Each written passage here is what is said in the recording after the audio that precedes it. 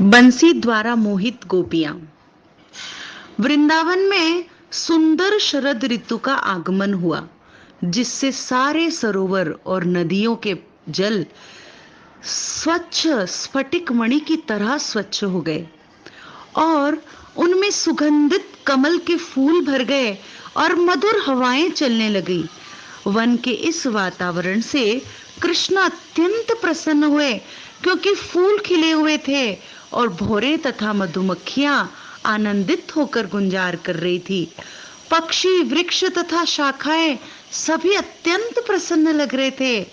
तभी गोए चराते साथ में श्री बलराम तथा ग्वाल बालों को लिए श्री कृष्ण अपनी दिव्य बांसुरी मुरली बजाने लगे। कृष्ण की बंसी की ध्वनि सुनकर वृंदावन की गोपियों ने उनका स्मरण किया और वे आपस में बातें करने लगी कि कृष्ण कितनी सुंदर बंसी बजा रहे हैं। और जब गोपियां कृष्ण के मुरली की आवाज सुनती और बातें करती तो वे उनकी लीलाओं को भी याद करती, और तब उनका मन विचलित हो उठता कि कब कब वे कान्हा के दर्शन करेंगी। और इस बंसी वादन को वे तड़पती रहती। उनके नेत्र भगवान के दर्शन के लिए छटपटाते रहते और वे सब गोपियां आपस में बातें करती और कहती कि गोए चराते हुए कृष्ण और बलराम किसी रंगमंच पर अभिनय करने के लिए जाते हुए अभिनेताओं की तरह प्रतिबिंबित होते हैं। कृष्ण का पीतांबर और बलराम का नीला वस्त्र कितना सुंदर लगता है। उनके हाथों में आम्र मंजीरी, मोर पंख और फूलों का गुच्छा कितना शोभा देता है।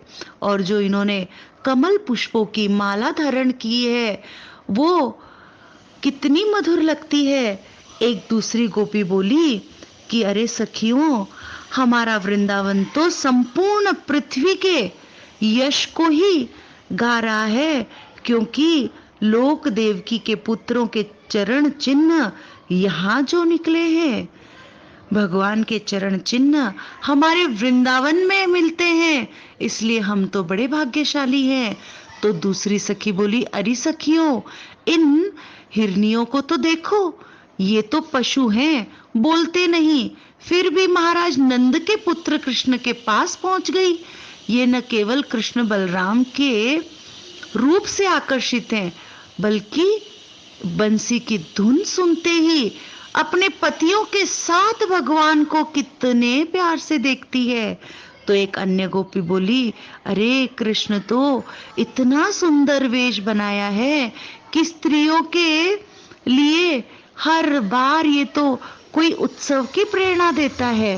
तो एक किशोरी गोपी अपनी माता से बोली, अरे मैया देखो ना, अलग अलग पेड़ों की डालों पर बैठे हुए ये पक्षी कितने ध्यान से कृष्ण को देख रहे हैं और उसकी बंसी भी सुन रहे हैं।